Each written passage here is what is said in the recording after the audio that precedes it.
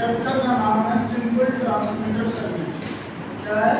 Simple transmitter circuit. और इसमें दो सेक्शन है, ये ऊपर वाला सेक्शन सिंपल ट्रांसमीटर है और नीचे वाला सेक्शन जो सिंपल रिसीवर है।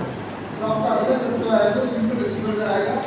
अलग अलग उसका इंपॉर्टेंस नहीं होता, हमको मैसेज सिग्नल भेजना भी है और रिसीव भी करना है, दोनों काम हमें करने हैं।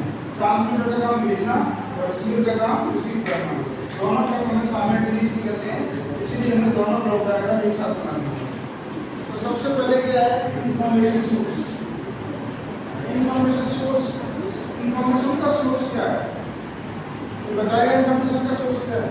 जो हम बोल रहे हैं, हमारी वॉइस निकल रही है, इसकी फ्रीक्वेंसी होती है 300 हर्ट्ज से 3.5 किलोहर्ट्ज। ये हमारा इंफॉर्मेशन सोर्स है, इंफॉर्मेशन का सोर्स है 300 हर्ट्ज से लेकर 3.5 किलोहर्ट्ज। अब यहाँ पर हमारे ट्रांसड्यूसर को लगा है, अब हमें इस सिग्नल को इलेक्ट्रॉनिकली प्रोसेस करना है। इस सिग्नल को, वॉइस सिग्नल को जो मैं बोल रहा हूँ उसको इलेक्ट्रॉनिकली प्रोसेस करना है। तो इलेक्ट्रॉनिकली प्रोसेस करने के लिए उसको उस फॉर्म में कन्वर्ट करना पड़ेगा जो फॉर्म मशीन समझती है, जो फॉर्म मशीन समझती है। तो हम क्या करेंगे? यहाँ पे ट्रांसड्यूसर लगाते हैं। ट्रांसड्यूसर जैसे एग्जाम्पल माइक, ट्रांसड्यूसर क्या करेगा? इसको इलेक्ट्रिकल सिग्नल में कन्वर्ट करेगा। इस तरह से एक इलेक्ट्रिकल सिग्नल में जो 1 0 1 0 1 0 यानी मेरी वॉइस थी मुझे 1 0 की फॉर्म में मिल जाएगी। ट्रांसड्यूसर ने क्या किया? इस वॉइस सिग्नल को एक ऑडियो सिग्नल में कन्वर्ट कर दिया और ऑडियो सिग्नल की फ्रीक्वेंसी होती है 20 से 20 किलोहर्ट्ज। 20 हर्ट्ज से 20 kilohertz is the frequency of audio signal, यानी ग्रेटर देन 20 किलोहर्ट्ज जाएंगे तो रेडियो फ्रीक्वेंसी हो जाएगी। तो अभी ये क्या audio frequency? That can Audible by human, ये ऑडिबल फ्रीक्वेंसी है। अब हम क्या करते हैं कि हमको कोई भी सिग्नल मैसेज हमें दूर भेजना है, उसके लिए हम क्या करते हैं? एंटीना लगाते हैं, ट्रांसमिटिंग एंटीना। लेकिन ट्रांसमिटिंग एंटीना लगाने से पहले मैंने यहाँ पर मॉड्यूलेटर लगाया है। यहाँ पर क्या लगाया है? मॉड्यूलेटर। सर मॉड्यूलेटर का काम क्या होता है? मॉड्यूलेटर एक ऐसा डिवाइस है जो हमारे सिग्नल की फ्रीक्वेंसी को बढ़ा देता है, सिग्नल की फ्रीक्वेंसी को बढ़ा देता है। जैसे आपका किलो हर्ट्ज पर सिग्नल मिल रहा है, 20 हर्ट्ज से 20 किलो हर्ट्ज पर सिग्नल मिल रहा है और मॉड्यूलेटर से पास होने के बाद यही सिग्नल मेरा मेगा हर्ट्ज में हो जाएगा। किसमें हो जाएगा? मेगा हर्ट्ज में हो जाएगा और ट्रांसमीटर एंटीना ऐसे ट्रांसफर कर देगा। लेकिन अभी हम यहाँ पर बात करेंगे, आगे भी बढ़ेंगे, मॉड्यूलेटर तक बात करेंगे। क्या हम मॉड्यूलेटर नहीं लगाते तो क्या हमारा मैसेज ट्रांसफर नहीं होता? देखो क्या होगा। चलिए पहला सिग्नल हमने लिया है, जैसे मान के चलो 300 हर्ट्ज, ये फ्रीक्वेंसी क्या है? 300 हर्ट्ज, एक वॉइस सिग्नल की फ्रीक्वेंसी थी। अब इसको मुझे बनाना है क्या? Audio frequency. ट्रांसड्यूसर से पास कराने के बाद में ऑडियो फ्रीक्वेंसी मिलेगी 20 हर्ट्ज से 20 किलोहर्ट्ज। अब इस रेंज में कोई एक इस रेंज में कोई एक फ्रीक्वेंसी ले लो, जैसे मैं मिनिमम फ्रीक्वेंसी ले लेता हूँ मिनिमम 200 हर्ट्ज, मेरी 200 हर्ट्ज ले ली। अब मैं क्या करूँगा? मैं चेक करूँगा कि इस सिग्नल को मैं कैसे भेजूँगा, कैसे ट्रांसफर करूँगा।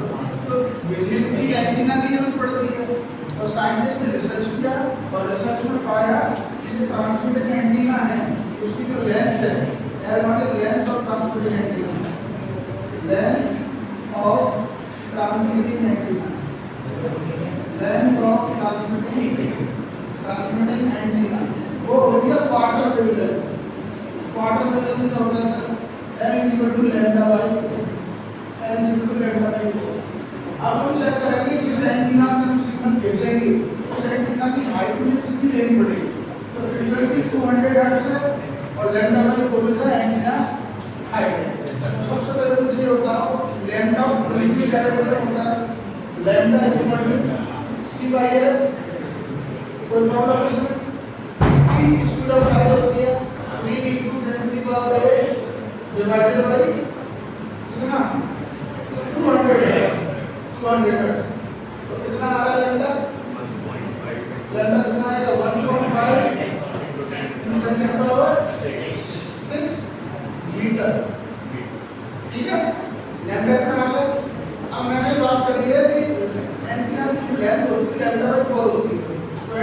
लेंथ में निकालो n equal to 1.5 into 10 to the power 6 by 4 कितना आएगा बताओ ये आएगा आपका कोई मत करना पागल है क्या 3.75 चार्ज हो जाएगा ए आ जाएगा 3.75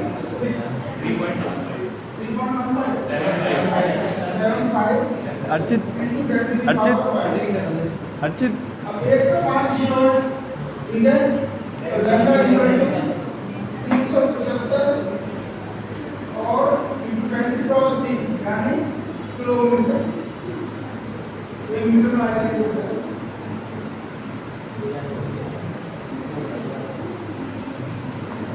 तो ऐसा आएगा ही मेरे पास 375 किलोमीटर यानी मुझे अपनी ऑडियो फ्रीक्वेंसी को भेजना है दूर दराज तो मुझे क्या करना पड़ेगा एक एंटीना लगाना पड़ेगा इसकी रेंज कितनी होगी 375 किलोमीटर क्या 375 किलोमीटर का एंटीना लगाना फिजिबल है पॉसिबल है प्रैक्टिकल है नहीं है ना उसका सॉल्यूशन करेंगे तो हम क्या करेंगे मॉड्यूलेटर लगा देंगे हमने क्या किया यहाँ पर मॉड्यूलेटर लगा दिया मॉड्यूलेटर में क्या किया यहाँ पर ऑडियो फ्रीक्वेंसी 200 हर्ट्ज आ रही थी वो बना के कर दी 200 मेगाहर्ट्ज कितनी कर दी 200 मेगाहर्ट्ज कैसे करती ये प्रोसेस अलग होता है मॉड्यूलेटर का इंटरनल सर्किट अलग होता है अभी हमें ब्लॉक डायग्राम में ये समझना है कि मॉड्यूलेटर की फ्रीक्वेंसी को बढ़ा देता है 200 हर्ट्ज से 200 मेगाहर्ट्ज कर देगा ठीक है अब देखिए क्या होता है मॉड्यूलेटर लगाने के बाद क्या होगा तो जब मॉड्यूलेटर हमने लगाया तो देखा फ्रीक्वेंसी थी 200 हर्ट्ज और ये फ्रीक्वेंसी बनी हमारी 200 मेगाहर्ट्ज ये काम किया भाई मॉड्यूलेटर वाई इनटू मॉड्यूलेटर अब चेक करो इस फ्रीक्वेंसी के लिए लैम्डा निकालो lambda equal to c by s speed of light 3 per second frequency 200 into 10 to the power 6 Archit तो हार्ड हो गया lambda equal to 1.5 metre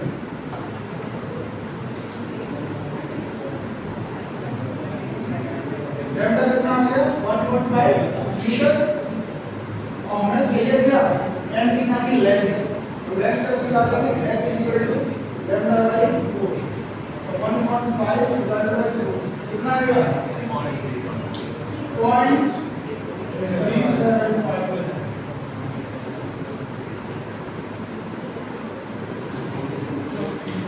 modulator लगाने के क्या कर दिया एंटीना की हाइट एकदम रिड्यूस कर दिया और इतना बड़ा एंटीना तो लगा ही 0.3 सेंटीमीटर का 0.3 मीटर का होगा ठीक है ये और कम हो जाता है अगर फ्रीक्वेंसी थी का हर्ट्ज में कन्वर्ट करते 20.9 में करते तो और कम हो जाएगा ये ऑडियो फ्रीक्वेंसी में और ज़्यादा देते तो और कम हो जाएगा मतलब आपके फोन के अंदर भी एंटीना होता है ये समझ लो फोन कैसे सिग्नल रिसीव करता है एंटीना से डॉट शेप का एंटीना होता है अब हम करेंगे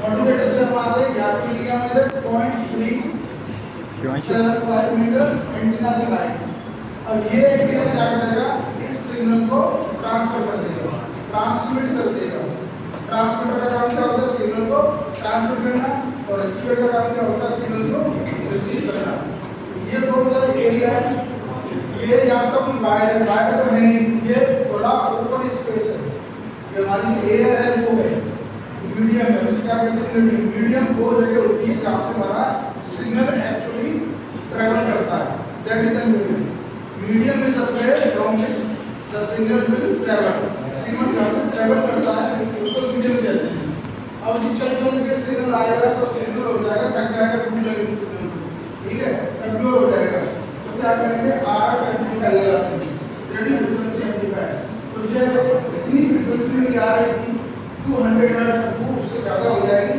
और ये रेडियो फ्रीक्वेंसी को एम्पलीफाई करते हैं रेडियो फ्रीक्वेंसी एम्पलीफायर का मतलब ये हुआ कि रेडियो फ्रीक्वेंसी फ्रीक्वेंसी पे जो जो मुझे एम्पलीट्यूड मिल रहा है वो बढ़ जाएगा, उसे रेडियो फ्रीक्वेंसी एम्पलीफायर कहते हैं। एम्पलीफायर का मतलब सिग्नल को बूस्ट करना, सिग्नल की एनर्जी बढ़ाना, पावर बढ़ाना। तो रेडियो फ्रीक्वेंसी एम्पलीफायर बढ़ाते सिग्नल द्वारा तेज हो जाएगा। लेकिन यहाँ पे जो सिग्नल आ रहा है तो अभी भी मेगाहर्ट्ज में आ रहा है, और मैं भेजा किसमें था, हर्ट्ज में, हर्ट्ज में भी हर्ट्ज में भेजा था। तो यहाँ पे मैंने डीमोडुलेटर लगा दिया।